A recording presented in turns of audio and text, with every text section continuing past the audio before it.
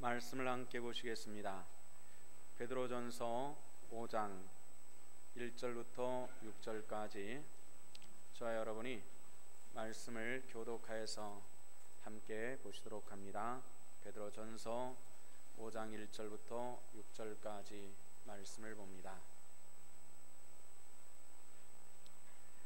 너희 중 장로들에게 권하노니 나는 함께 장로된 자요 그리스도의 고난의 증인이요 나타날 영광에 참여할 자니라.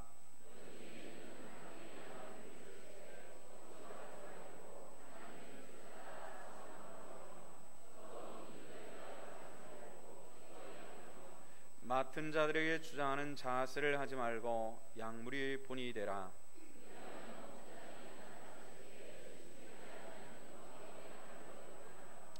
젊은 자들아 이와 같이 장로들에게 순종하고 다 서로 겸손으로 허리를 동이라. 하나님은 교만한 자를 대적하시되 겸손한 자들에게는 은혜를 주시느니라.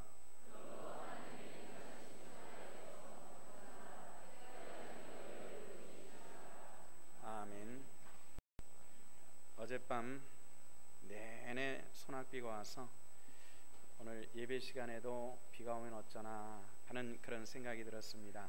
새벽 기도하러 나오는 시간에도 소낙비가 많이 쏟아져서 오늘 하루 온종일 비가 오면 어쩌나 이런 생각을 했는데 참 예배드리기 좋은 날씨를 허락하신 하나님께 감사합니다.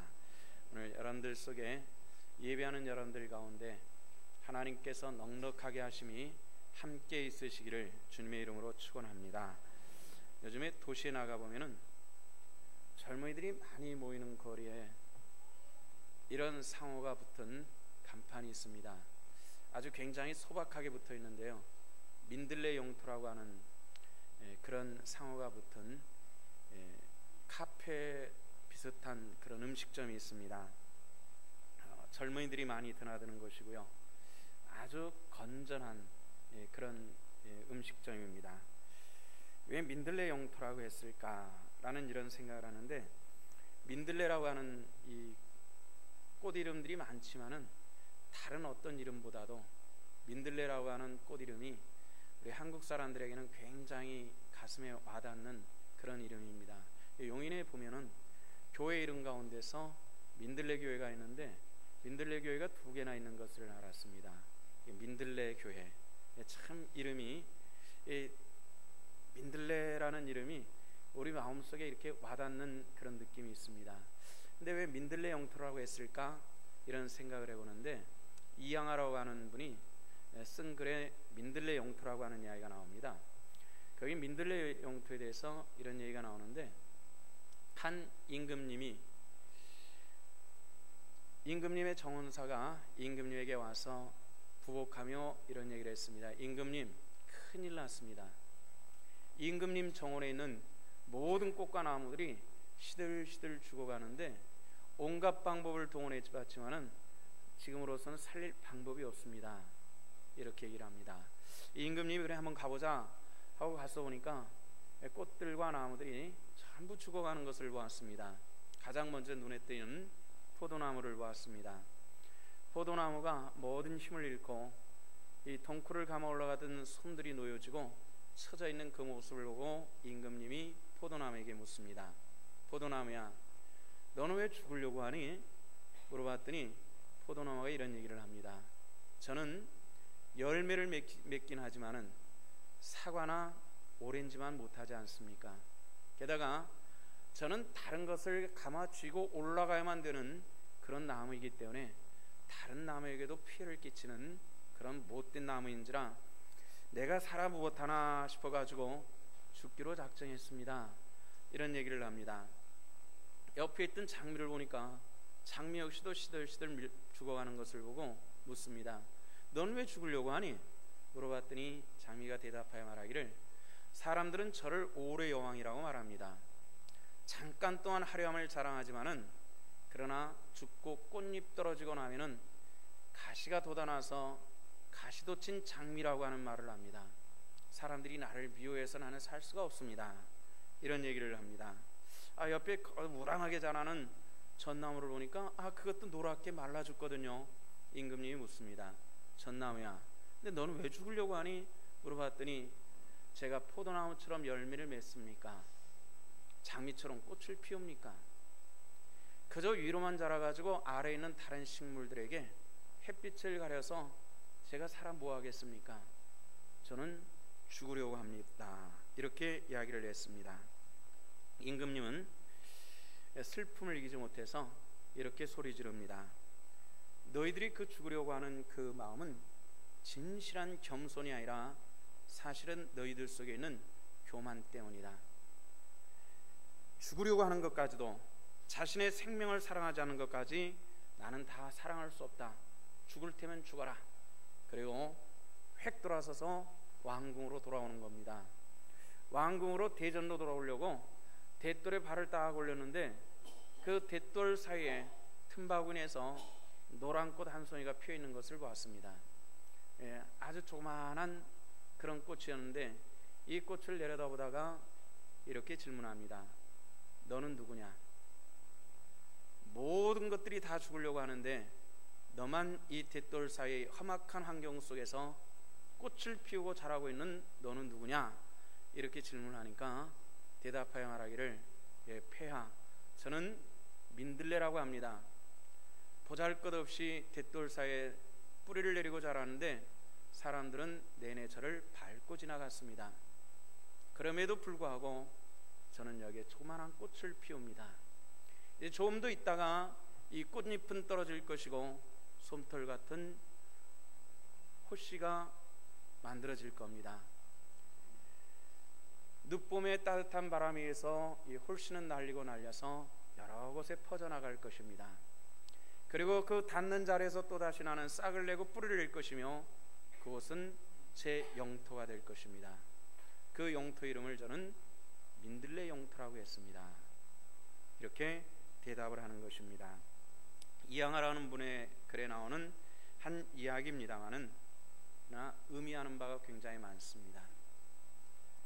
종종 사람들은 살 가치가 있느냐 없느냐 이런 얘기를 할 때가 있고 존재적 가치가 어디 있느냐 이런 질문을 하는데 장미에 비하고 포도나무에 비하고 전나무에 비하면 민들레는 분명히 보잘것없는 그런 풀에 불과합니다만은 그러나 생명력에 있어서는 그 어떤 것에도 따라올 수 없는 대단한 생명력을 가지고 그 영토를 넓혀가고 있는 겁니다.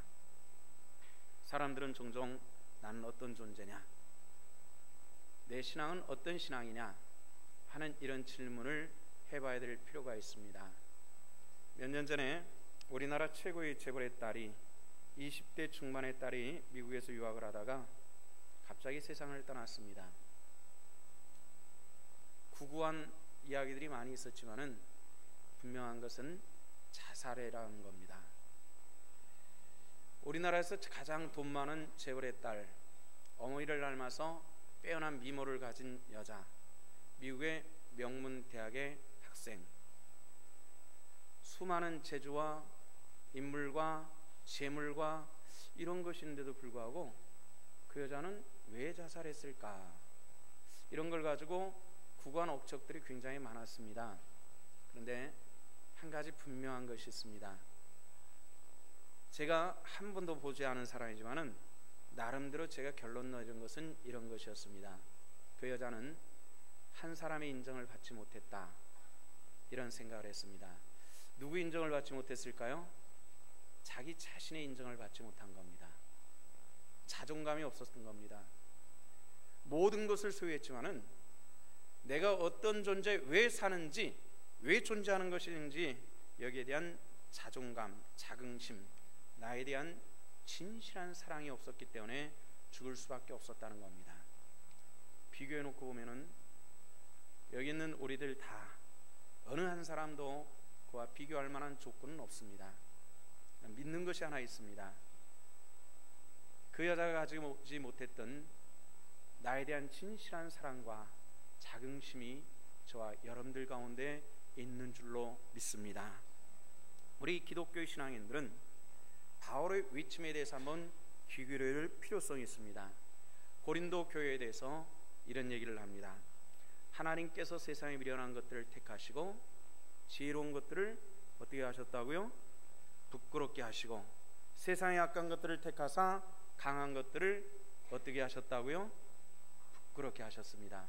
처음 들어보셨습니까? 우리 한번 따라합시다. 미련한 것들을 택하시고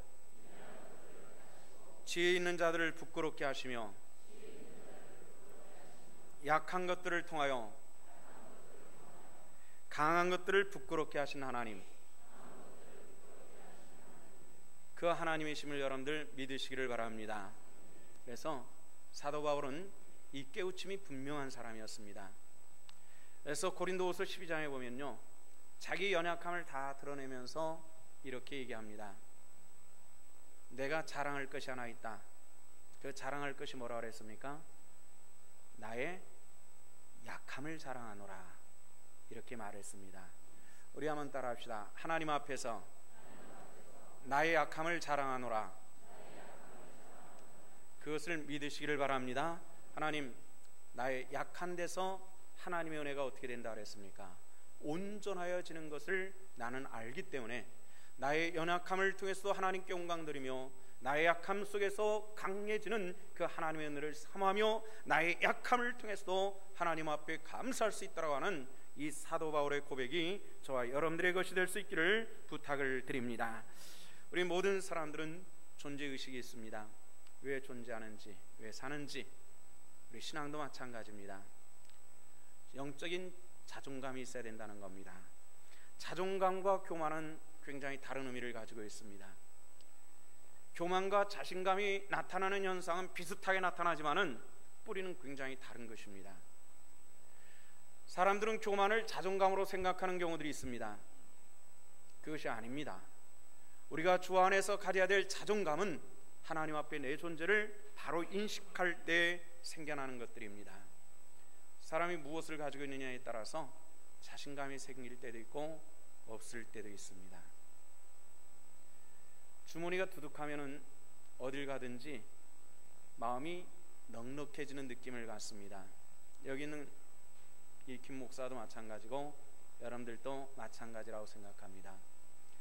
비어있는 상태로 어딜 돌아다니면은 뭔가 굉장히 초조한 느낌이 들 때가 있습니다.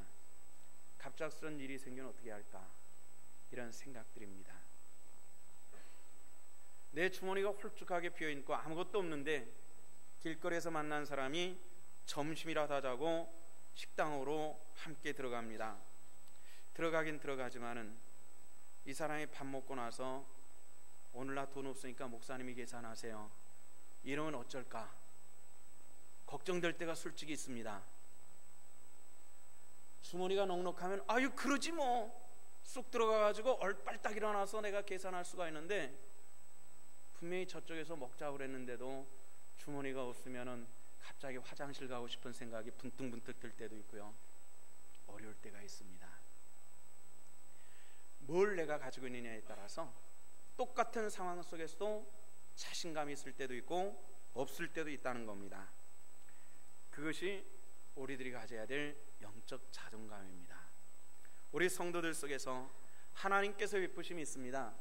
우리 하나님께서 저와 여러분들에게 생명을 주시고 우리로 하여금 이제 죄인이라 부르지 아니하시고 당신의 자녀가 되게 하시고 우리를 영원한 나라의 상속자가 되게 하시는 놀라운 축복을 우리들 가운데 허락하여 주신 줄로 믿습니다. 그런데 사람들은 종종 그렇습니다. 하나님께서 주시는 은혜, 하나님의 축복을 체험하면서도 불구하고 교만이 넘쳐나는 경우들입니다. 우리 하나님께서 우리에게 모든 은혜를 베풀어 주셨는데 이것이 하나님으로부터 말미암은 것이 아니라 내 잘난 맛에 사는 그런 경우들이 종종 있더라는 거죠. 우리가 태어나면서부터 남자와 여자라는 성의 그런 구별은 내가 선택한 적이 없습니다. 하나님께서 만들어 두신 줄로 믿습니다. 그래서 남자분들 아내를 대하며 존중이 대해줄 수 있기를 부탁을 드립니다. 이것이 하나님의 섭리이기 때문에 이건 굉장히 중요한 일들입니다. 얼굴 잘난 맛 사는 사람들도 있습니다. 가끔 저는 이런 얘기를 들을 때가 있습니다. 어제도 들어본 얘기입니다. 목사님, 째려보지 마세요. 제가 째려보지 않거든요. 정말 째려보질 않습니다. 눈이 생긴 게 이렇게 생긴 걸 어떻게 합니까? 째려보지 않는데 째려본다 그래가지고 제가 좀 상처 좀 입었습니다. 나 째려보지 않거든요. 눈 좀 컸으면 좋겠어요. 호수처럼 맑았으면 좋겠는데 생긴 게 이래가지고 가끔 오해받을 때가 있습니다. 이 목사가 자비롭게 생겨야 된다는데 딱 째려보면 무섭다고 그렇게 얘기를 해가지고 그럴 때마다 아주 그냥 마음이 덜렁덜렁 하고 아플 때가 있어요.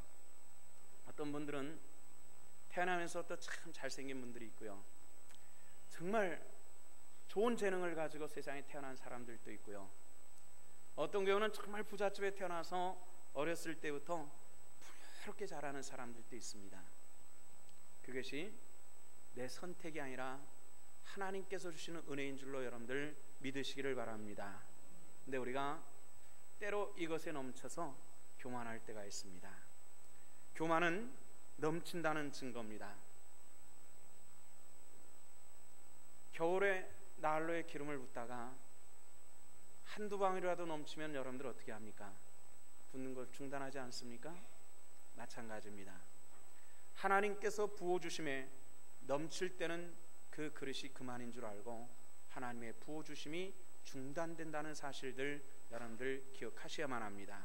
그래서 우리는 하나님께서 부어주심에 한없이 부어주실 수 있는 그 넉넉한 은혜의 그릇을 준비해 나갈 수 있는, 그 은혜의 그릇은 내가 얼마든지 키워나갈 수 있는 것인 줄 알고 하나님의 말씀과 기도와 그 이끌림 받아서 더 깊게 더 넓게 하나님께서 부어주심을 얼마든지 받아들이며 그러함 속에서 겸손함으로 하나님의 영광을 위해서 내 삶이 쓰여져 나갈 수 있는 이런 하나님의 권속들 될 수 있기를 주 이름으로 부탁을 드립니다. 고린도전서 강의를 마치면서 마지막 부분을 강의하면서 제가 받은 은혜가 하나 있습니다. 이게 뭐냐면은 아볼로와 바울의 관계입니다. 고린도 교회가 갈등이 일어나는 것이 너는 바울파 나는 아볼로파 나는 베드로파 하면서 티격태격 싸우는 것에서부터 교회는 삐그덕거렸거든요. 이런 문제를 가지고 고린도 교회 편지를, 그 장장 편지를 하면서 마지막 부분에 대해서 이런 얘기를 합니다. 내가 아볼로에게 고린도 교회를 가주기를 요청을 했다, 이런 얘기를 합니다. 그런데 아볼로는 또 바울의 요청에 대해서 거절을 합니다. 그 이유는 뭘까요? 사도 바울은 이 학식과 인덕과 신앙을 갖춘 아볼로가 감을 통해서 고린도 교회는 편안해질 것으로 믿고, 아볼로파 바울파는 이 고린도 교회에 그 아볼로를 보내기로 작정을 하지만은, 그러나 아볼로는 바울의 요청에 의해서 또 자기가 감을 통해서 자기를 따르는 무리들이 득세하고, 그리고 오히려 바울을 따르는 무리들과 갈등을 일으킬 것을 염려하며 또 거절하는 그런 신앙의 아름다운 모습들을 볼 수가 있습니다.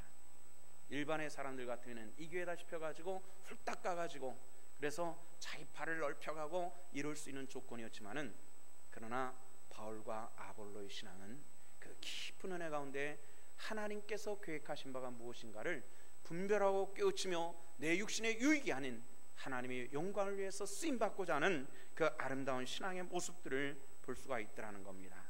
오늘 성경 말씀에서는 우리에게 주시는 것이 베드로 전서 사도 베드로를 통해서 그 시대의 교회들에 대해서 하시는 말씀이 장로님들에게 주시는 말씀과 그리고 성도님들에게 주시는 말씀들인데, 오늘 5절에서는 이런 얘기를 합니다.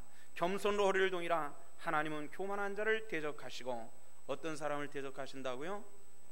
하나님께서는 교만한 자를 대적하시고, 그리고 뭐라 말하냐면 겸손한 자들의 은혜를 주시느니라, 이렇게 말했습니다. 어떤 사람이 은혜를 주신다고요? 여러분들 믿습니까? 그럼 교만함 벗어버리고 겸손함으로 무장할 수 있는 저와 여러분들 될 수 있기를 부탁을 드립니다. 그럼 교만함이라면 무엇일까요? 국어 사전을 보면은 잘난 체하며 건방진 태도를 가진 것이 교만이다, 이렇게 얘기를 했습니다. 그럼 나는 교만한 사람인가 아닌가? 오늘 성경 말씀을 보면서 제일 먼저 여러분들에게 드린 말씀이, 이양하러 가는 사람의 글 내용을 잠시 소개를 했습니다마는, 포도나무나 전나무나 장미나 죽으려고 하는 것이 너희들 그 교만인 거 알지? 교만이라고 너희들이 겸손을 가장한 교만이야 하는 임금의 지적과 같이 오늘날에도 수많은 사람들이 겸손을 가장한 교만으로 살아가는 경우들이 굉장히 많더라는 것입니다. 오늘 저와 여러분들이 이것은 여러분들에게 드리는 말씀만이 아닌 저에게 주는 얘기이기도 합니다. 오늘 우리가 이 말씀을 통해서 다시 한번 내가 교만을 벗어버리고 겸손함으로 하나님의 섬김에 부족함이 없는 신성의 권속들 되시기를 주 이름으로 축원합니다.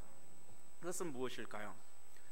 우리가 다른 사람과 나의 관계 속에서 한번 생각해 보면은 굉장히 쉽게 발견됩니다. 사람이 살아가면서 다 똑같은 생각을 하지는 않습니다. 한 가지 사건을 보면 100사람이 100가지 생각을 가지고 있고 1000사람이 1000가지 생각을 가지고 있습니다. 그러나 겸손한 사람은 다른 사람의 생각을 존중히 여기고 있더라는 겁니다. 교만한 사람들은 절대로 다른 사람의 생각을 존중해 주는 법이 없습니다. 신앙 안에서 내가 겸손한가 교만한 것인가를 분별하기를 원한다면 하나님의 말씀 앞에선 내 자신을 바라보면 됩니다. 하나님께서 내게 뭐라 말씀하셨을 때 그 말씀 안에서 나의 모습을 그리고 순종의 자세를 바라볼 때에 나는 교만한 사람인지 겸손한 사람인지 쉽게 분별할 수가 있다는 겁니다. 예를 들어서 성경의 인물을 제가 여러분들에게 소개를 합니다. 가룟 유다입니다. 가룟 유다는 예수님과 12 제자의 재정을 맡은 회계 책임자였습니다. 예수님의 제자 중에서는 마태와 같이 기본적으로 세리 직업을 가진 사람이 있었습니다. 다시 말해서 계산에 능한 사람입니다. 그런데도 불구하고 가룟 유다는 예수님과 제자들의 회계를 맡은 사람이었습니다. 어떤 집단이든지 그 집단의 회계를 만다라고 하는 것에는 몇 가지 조건이 있습니다. 첫째는 신실해야 된다는 겁니다. 두 번째는 지혜로워야 된다는 겁니다. 세 번째는 정말 믿을만해야 된다는 겁니다. 이 세 가지가 충족될 때에 한 집단을 재물을 맡을 수 있는 회계를 책임질 수가 있는 겁니다. 예수님께서 가룟 유다에게 이 일을 맡겼다라고 하는 것은 그만한 조건을 갖추고 있는 사람이었을 겁니다. 그런데 가룟 유다에게 한 가지 없었다면은 그 안에 겸손이 사라진 사람이었습니다. 어떤 경우를 볼 수 있습니까? 예수님께서 베다니 나사로의 집에 들어갔을 때 한 여인이 와서 옥합을 깨뜨려 예수님의 몸에 붓고 머리카락으로 그 예수님의 팔을 씻기며 눈물 흘리는 그 모습을 보았습니다. 이 여인의 영적인 모습을 본 것이 아니라 옥합을 통해서 깨뜨려진 그 300데나리온의 값어치의 그 향료에 대해서 아까우면서 도대체 무슨 의사를 가지고 이 옥합을 이렇게 허비하느냐, 이 향료를 이렇게 허비하느냐 하면서 여인을 비난했던 가룟 유다의 모습입니다. 이 비난은 누구에 대한 비난이었냐면 결국은 예수님에 대한 비난이었습니다. 예수님, 굉장히 창빈한 것 같지만은 여인을 통해서 300데나리온이 이 엄청난 것을 받고 계시는군요. 이것이 가룟 유다의 생각이었습니다. 성경은 결국 우리에게 말씀하는 것이 예수님을 판 존재는 누구였냐라고 말한다면 가룟 유다였다고 분명히 성경은 우리들에게 가르쳐 주고 있다는 겁니다. 예수님에 대한 생각이 남달랐습니다. 예수님을 따르긴 따랐으나 예수님에 대한 비난으로 점철되어 있는 그는 결국 예수님을 팔아버리고 말았던 그런 어리석음이 있었던 것을 우리는 잘 알고 있습니다. 여리고로 주님께서 들어가셨을 때에 한 장님이 예수님을 향해서 부르짖고 있습니다. 다윗의 자손 예수의 나를 불쌍히 여기시옵소서. 제자들은 그를 제지를 했습니다. 좀 조용히 좀 해라. 이 말을 듣고 더 소리를 지릅니다. 나를 긍휼히 여기시옵소서. 예수님께서 그에게 다가와서 내가 뭘 원하느냐, 보기를 원한다는 이 말씀과 함께 그를 치료해 주시는 것을 보죠.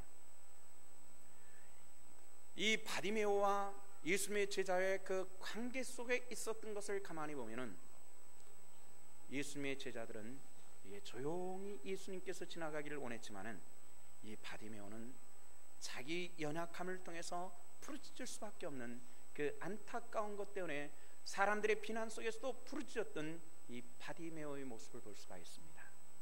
우리가 신앙생활할 때에 때로는 그런 걸 체험할 때가 있습니다. 우리 교회는 일반적으로 조용히 기도하는 쪽에 속해 있습니다. 그런데 때로는 어떤 경우에는 부르짖고 통곡하는 그런 경우들도 간혹 있을 때가 있습니다. 그럴 때는 하루 정도 그럴 때는 괜찮은데 이틀 3일을 넘지 않고 반드시 저에게 항의가 들어옵니다. 목사님, 기도 못하겠으니까 좀 자제 좀 시켜주세요. 이런 요청이 들어올 때가 있습니다. 그럴 때마다 거의 예외 없이 그렇게 기도할 만한 이유가 있겠죠. 그냥 놔두세요. 언제까지 그렇게 기도하겠습니까? 그렇게 그냥 놔두세요 하고 넘어갑니다마는, 그렇게 부르질 수밖에 없는 그 심령을 한번 들여다본다면 우리는 그와 함께 다시 한번 통곡할 수 있는 그런 심령이 하나님 앞에 진정한 의미 겸손한 하나님의 사람인 줄로 믿습니다. 우리는 어떤 모습으로 우리가 살아가고 있는지 한번 생각해야 되겠다는 겁니다. 진정 우리가 세상을 살아가면서 하나님 앞에 어떤 모습인지, 하나님의 뜻을 우리는 어떻게 분별하는지 생각해 봐야만 합니다. 다윗의 경우를 보면 그렇습니다. 다윗은 왕위에 앉고 하나님의 법궤가, 천막에 있었던 법궤가 다윗성으로 들어온다는 이런 소식을 접하고, 그리고 성문을 열고 뛰어나갑니다. 법궤가 들어온다는 소문에 예루살렘 모든 주민들이 나가서 길 좌우편에 들어서 이 법궤를 쳐다보고 있는데, 다윗이 춤을 추면서 나가다가 그만 이 춤이 격렬해지면서 옷이 벗겨져 버리고 맙니다.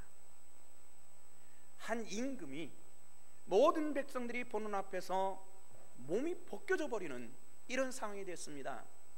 이것을 성 위에서 창문을 열고 다윗의 아내 미갈이 그것을 보다가 그만 자기 남편을 멸시를 하는 겁니다.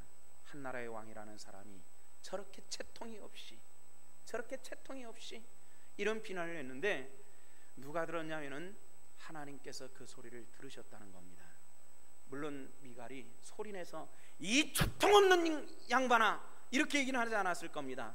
속으로 씩 웃으면서 비웃어 말하기를, 참 임금이 할 일도 없이 채통 진짜 없네, 이런 마음의 음성을 하나님께서 들으셨습니다. 성경에 보면 하나님께서 다윗을 책망한 부분이 없습니다. 오히려 다윗의 그 모습을 아름답게 보시고 다윗을 높이심과, 그리고 미갈을 하나님께서 책망하시되 미갈의 태를 닫으시고 자녀가 없게 만드시는 하나님의 진노의 모습을 우리가 성경을 통해서 볼 수가 있다는 겁니다. 성도 여러분들, 우리가 하나님 앞에 좀 더 겸손함으로 무릎 꿇을 수 있고 하나님께서 계획하심을 분별할 수 있는 그 분별의 눈을 뜰 수 있는 우리 하나님의 사람들 될 수 있기를 주님의 이름으로 부탁을 드립니다. 저는 목회를 하면서 요즘에 가끔 이 하나님 앞에 답답한 느낌이 들 때가 있습니다. 이게 왜 그러냐면은 신앙적 개념들이 너무 많이 흐려져가는 이런 시대에 우리가 살아가고 있기 때문에 이게 신앙일까 아닐까 이런 생각이 들 때가 종종 있기 때문에 그렇습니다. 신앙의 기본은 몇 가지가 있습니다. 첫째는 주일 성수에 있습니다. 두 번째는 바른 11조에 있습니다. 이것은 굉장히 기본적인 일들입니다. 간혹 주일을 빠져버리는 성도를 붙잡고 물어볼 때가 있습니다. 집사님, 지난주에 교회 보이지 않던데 어디 뭐 하셨나요? 물어보면은 이렇게 대답하는 분도 있습니다. 집에 대청소를 했거든요. 아이, 먼지가 되게 많습니다. 그런데 전혀 개념이 없어요. 그 토요일 날 좀 하시면 안 될까요? 내가 주일을 못 지키고 겨우 집안 쓸고 닦는 일을 했습니다. 물론 그거 중요하겠죠. 그러나 그날이 아니어도 된다는 겁니다. 오늘 우리는 하나님 앞에 나와서 내 얼굴을 보여드리는 날임을 여러분들 기억하시기를 바랍니다. 이것을 하나님께서 기뻐하시는데요. 어제는 저희 장모님 85세 생신이었습니다. 그래서 4대가 함께 모여가지고 같이 예배를 드리고 같이 식사를 하는 그런 시간이었는데, 이 어른들이 이 조그마한 오글오글한 이 증손자들까지 오면요 그렇게 기분이 업되셔가지고 좋아하십니다. 무엇 때문에 좋아할까요? 당신의 손을 보고 얼굴을 맞대고 있다는 것만 가지고도 그렇게 좋아하시는 것을 볼 수가 있습니다. 하나님께서는 여러분들 보심을 기뻐하시는 줄로 믿으시기를 바랍니다. 내가 뭘 하기를 떠나서 아이들 오면요 여기저기 가서 깨트리고 엎고 또 요것들끼리 또 머리끄댕이 잡고 싸우고 울고 난리를 치는데, 그걸 보시고 웃으시고 기뻐하시는 무엇 때문일까요? 하나님께서 우리가 주 앞에 나와서 오늘 예배하는 이 모습을 통해서 영광을 받으시고 기뻐하시는 하나님이신 줄로 믿으시기를 바랍니다. 간혹 그렇게 목사님 내가 신성교회 필요할까요? 그 답답한 얘기 좀 하지 마세요. 꼭 있고 없고 일하고 말고를 떠나서 당신이 있음을 통해서 하나님께서 기뻐하신다고 믿을 때 내 존재가, 내 자존감이 하나님 앞에 쓰여지고 상달되어지며 하나님 앞에 영광 돌릴 수 있는 그런 아름다운 신앙으로 승리할 수 있는 하나님의 사람들 될 수 있기를 주 이름으로 부탁을 드립니다. 예전에 김대중 대통령 시절에 비서실장 김중곤이라고 하는 분 기억나실 겁니다. 장로님인데요, 이분이 대통령으로부터 이런 요청을 받았다고 합니다. 김 실장, 이번 일요일날 뭐 하십니까? 왜요? 나랑 같이 점심이랑 합시다. 이렇게 얘기를 할 때 장로님이 주일날은 안 됩니다. 이렇게 얘기를 했습니다. 아니 왜 안 됩니까? 물어봤더니 제가 장로인 거 아시지 않습니까? 저는 그 시간에 교회에 있어야 됩니다. 이렇게 얘기를 했다고 합니다. 그분이 다니는 교회는 큰 교회입니다. 아침서부터 1, 2, 3, 4, 5부에까지 쭉 있습니다. 어느 예배 한번 참석해서 그 12시에 가서 점심 먹는 거 문제가 될 것이 없는데, 내가 장로로서 교회에 있어야만 합니다. 교회에서 특별히 하는 일이 있습니까? 없습니다. 그럼 같이 점심하죠. 그러나 내 직분이라고 하는 것이 교회에 있어야만 합니다. 이렇게 얘기를 해가지고 넘어갔는데, 그 후로 이분이 그런 얘기를 하진 않았는데 나중에 목사님들이 모이는 가운데서 대통령이 그런 말씀을 하셨다고 합니다. 여러분들, 우리 김 실장 장로인 거 아시죠? 제가 얼마 전에 주일날 점심 먹자고 하는데 그걸 거절을 했습니다. 목사님들이 깜짝 놀랐습니다. 아니, 실장이 대통령이 밥을 먹자고 하는데 왜 거절을 했을까? 글쎄, 장로니까 주일날 교회에 있어야 된다네요. 그러면서 이런 얘기를 하셨다고 합니다. 나는 카톨릭 신자로 굉장히 많은 신교와 구교의 많은 신자들을 봤지만은 나는 우리 김 실장 진짜 존경할 만한 신앙이라고 나는 믿습니다. 이런 얘기를 하셨다고 합니다. 우리가 진정 하나님 앞에서 어떤 신앙인으로 살기를 원하십니까? 하나님이 인정할 만한 신앙인으로 승리할 수 있기를 주 이름으로 부탁을 드립니다. 어줍지 않고 어설픈 것들, 내가 죽기 전까지는 하나님 앞에 내 얼굴을 배우리라는 이런 마음을 가지고 하나님 앞에 설 수 있어야만 합니다. 이것이 진짜 신앙입니다. 하나님께서 베푸실 만한 축복의 사람인 줄로 믿습니다. 오늘 성경에서는 우리에게 이런 말씀을 하고 있습니다. 6절 말씀을 다 같이 한번 읽어보십시다. 다 같이 시작. 그러므로 하나님의 능하신 손 아래에서 겸손하라. 때가 되면 너희를 높이시리라. 하나님의 능하신 손, 그 손은 어떤 손입니까? 창조의 손임을 기억하시기를 바랍니다. 우리 한번 따라합시다. 하나님의 손은 창조의 손이다. 하나님의 손은 치료의 손이다. 믿으시기를 바랍니다. 포드라고 하는 이 자동차왕이라는 이름을 가지고 있었죠. 이분이 세계에서 최초로 자동차를 상용화에 성공시킨 분입니다. 이분이 차를 몰고 가는데 한적한 길에 한 남자가 차를 세워놓고 쩔쩔매는 것을 보았습니다. 그 옆에다 차를 대놓고 내려서 물어봤습니다. 무슨 일이십니까? 제가 도울 만한 일이 혹시 있으십니까? 물어봤더니 그 남자가 말하기를 차가 갑자기 가다가 섣버리고 말았습니다. 시동이 걸리지 않네요. 어디가 고장났는지 도무지 알 수가 없습니다. 이런 얘기를 하는데 포드가 내려가지고 그럼 제가 좀 손 좀 볼까요? 그러면서 뚜껑을 열고 몇 군데 만작만작하고 났더니 시동이 바로 부르릉 하고 걸렸습니다. 이 남자가 너무 고마워서 이런 고마울 때가 있나, 조남이 어떻게 되신지요? 이렇게 물어볼 때 제가 이 차를 만든 포드라고 하는 사람입니다. 제가 이 차를 만들었기 때문에 어디가 고장난 것도 저는 당신보다 좀 잘할 수가 있습니다. 이런 얘기를 했다고 합니다. 저와 여러분들을 하나님이 만드셨다는 거 여러분들 믿습니까? 그러면 우리가 힘들어 고장날 때도 하나님께서 치료하시고 고치시는 하나님이신 줄로 믿으시기를 바랍니다. 이 하나님을 우리는 믿고 있는 겁니다. 하나님께서 나를 향해서 얼굴을 대하시고 나를 바라보시는 그 하나님을 내가 바라보는 이 상태를 우리는 신앙이라 이렇게 얘기하는 겁니다.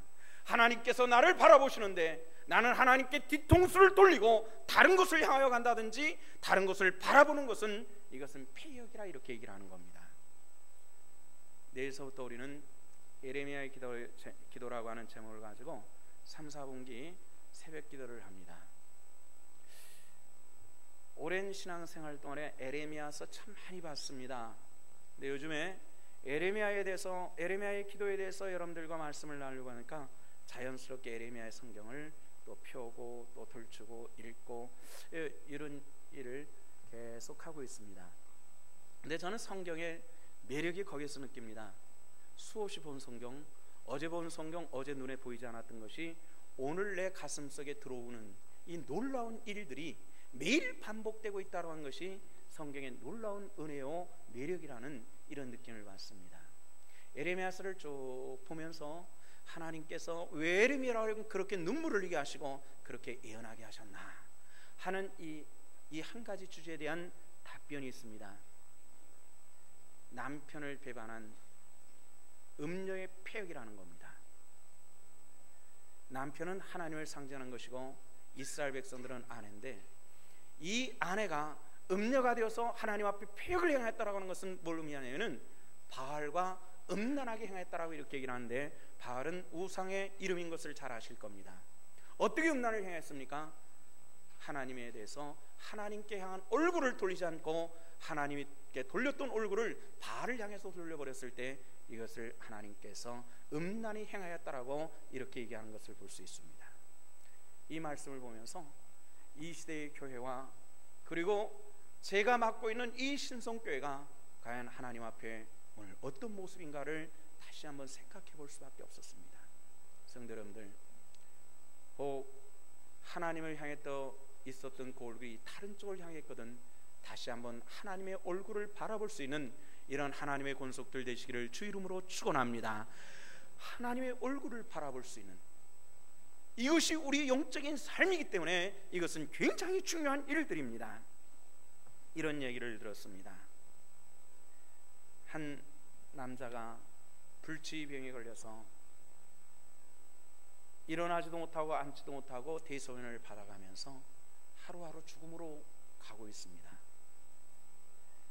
남편의 병수발을 해야 되는데 아이들을 키우기 위해서 또 직장 생활을 하는 이 여인의 힘들고 고달픔이 있습니다. 여자는 자꾸만 말라갑니다. 남편의 병은 지내가는데 세월이 점점 길어져 갑니다. 주변 사람들은 이런 얘기를 합니다. 저 남편이 빨리 죽어야 저 사람과 애들이라도 살 수 있을 텐데, 애들이라도 살 수 있는데 저 사람이 빨리 죽어야. 그런데 드디어 이 남자가 죽었습니다.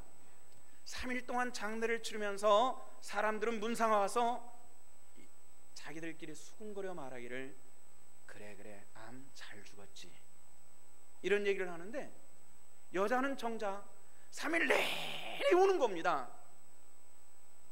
친구가 우는 이 미망인의 손을 끌고 으슥한 데 가서 이렇게 얘기를 했습니다. 드디어 네 남편이 죽었는데 너희 고통스러운 팔자에서 벗어날 수가 있는데 왜 그렇게 우니? 그 그만 울어.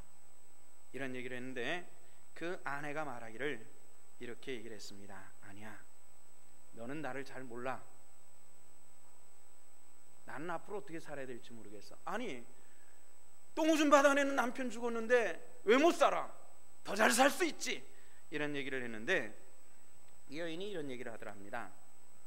하루 종일 일태세라고 지친 몸으로 집에 들어오면은 누워있던 내 남편이 나를 향해서 몸을 굴려 돌리며 그 빼짝 마른 얼굴에서 씩 하고 웃어주는 그 힘 때문에 내가 지금까지 살아왔는데 나는 이제 그 웃음을 볼 수가 없잖아.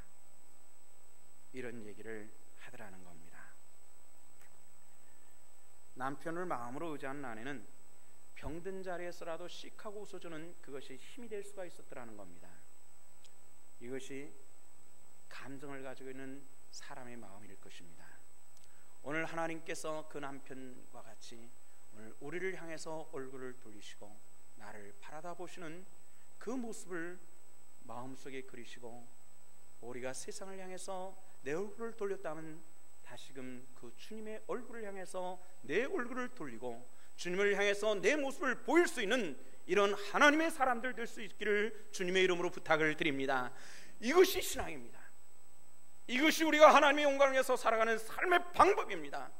우리가 하나님 앞에 내 영적인 자존감을 가지고 살아갈 수 있는 힘은 물질도 건강도 명예도 아닌 하나님을 따라 살고자 하는 내 얼굴이 어디를 향해 돌려있느냐를 질문하며 내가 진정 하나님의 백성인가를 질문하며 하나님의 뜻을 분별할 수 있는 이런 하나님의 권속들 될 수 있기를 주 이름으로 축원합니다.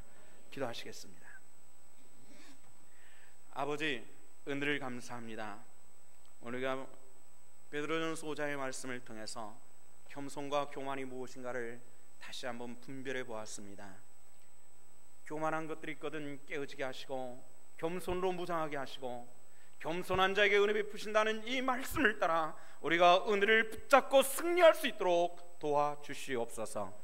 감사드리며 예수님 이름 받들어 기도하옵나이다. 아멘.